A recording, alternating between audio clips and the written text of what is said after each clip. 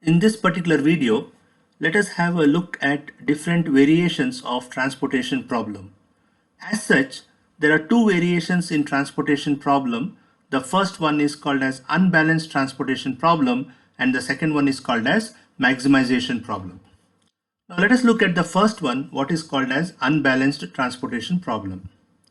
So far, whatever the problems we have solved, we have seen that the total supply was equal to total demand.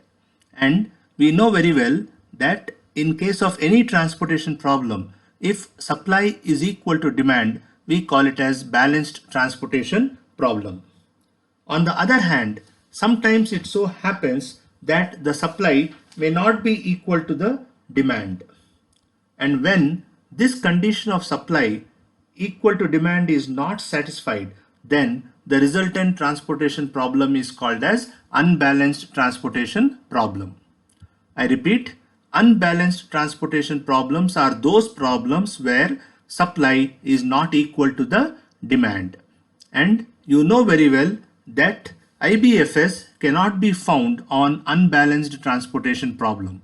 And hence, before we make an attempt to solve the unbalanced transportation problem, we have to first make it balanced and then go for IBFS and further for optimality. Now let us see how to solve the unbalanced transportation problem.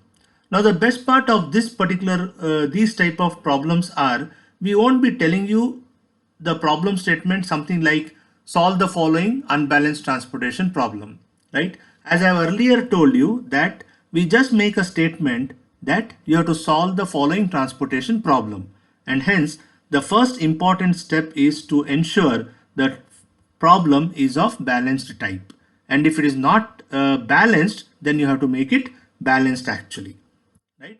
Now when does this unbalanced occur? When the supply is less than the demand or the supply is more than the demand, then the unbalance occurs in case of transportation problem. Now let us look at the problem that is there in front of your screen. I have 3 factories followed by 5 warehouses, and the supply is 8, 12 and 14, and the demand are 4, 4, 6, 8, 8. Now when you look at the supply, the total supply comes out to be 34 and the total demand comes out to be 30. So in this case, right, demand is less than supply, right? I repeat, demand is less than supply. Now to make it balanced, we have to ensure that the demand is made as 34, right? Now the supply is 34 against the demand that is 30, right? Now watch out, in order to make it balanced, you have to make this 30 as 34. Do not reduce this 34. You have to make this 30 as 34 so that supply is equal to demand. Now since demand is less than supply, we'll end up adding an extra extra column for this particular matrix. So what we do is,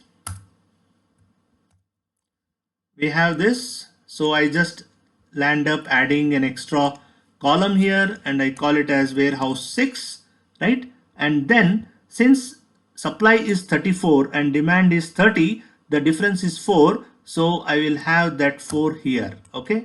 So I'll have that 4 as a demand in the 6th column, and the cost of this particular column, the cost of this warehouse will be filled with zeros, right? So now effectively what happens, the total demand is 34, the supply is 34, and hence the resultant problem is balanced transportation problem. And then what you can do is you can apply any method to find out the IBFS, and once you get the IBFS, you can proceed for optimality test for such type of problems.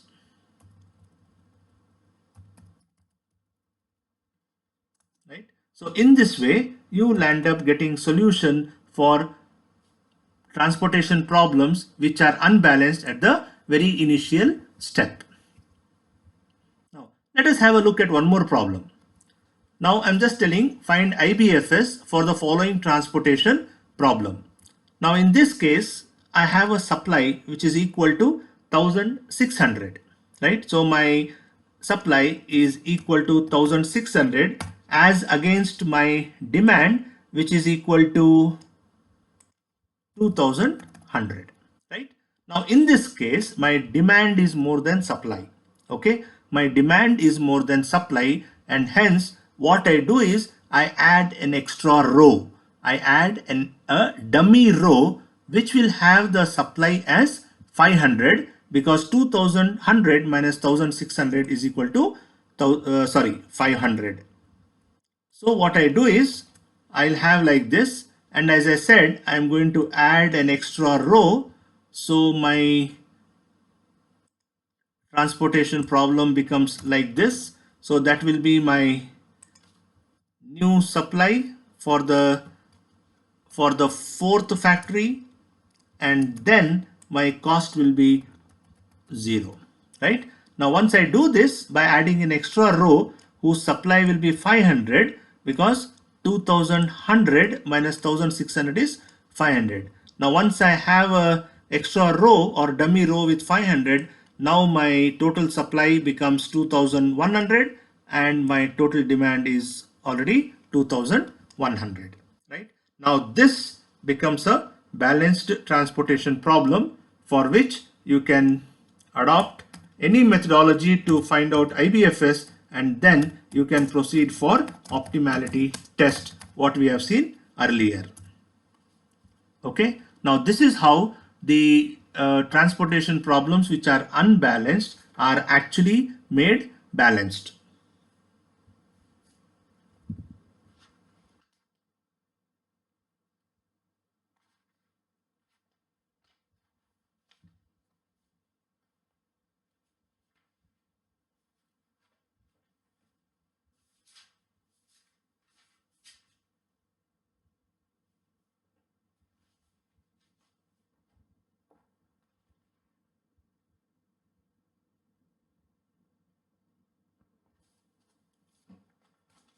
Now, let us focus our shift onto the next variation of the transportation problem, what is called as maximization problem. Right? Solve the following transportation for its maximization. Now, in general, the transportation problem is motivated towards minimizing the transportation cost of goods from various sources to different destinations. That's what we know so far, right? But in some cases or in some applications, the objective may be to maximize the profit or the total output. So what we do is, to solve such type of problems of maximization type, we change the sign of the cost to negative, and then we apply the minimization algorithm, right? But the more convenient methodology is to deal with the negative figures. We can subtract all the costs in the table from the highest cost given, and then we apply the minimization process. This is similar to what we have done in assignment problem, right? So what we do is, let us try to understand this with a simple example. Now we have to solve this problem for maximization. So I have 3 factories and I have 4 warehouses, and then I have, these are the costs. Now incidentally, I have taken a balanced transportation problem where supply is equal to demand. So what I do is, from the existing cost, I pick up the highest element, which is 90. And then what I do is, I subtract all elements of this matrix from this highest element 90, including 90. So I will have at least 1 0 in my resultant matrix, right? So let me do the calculation for you. So once I have this,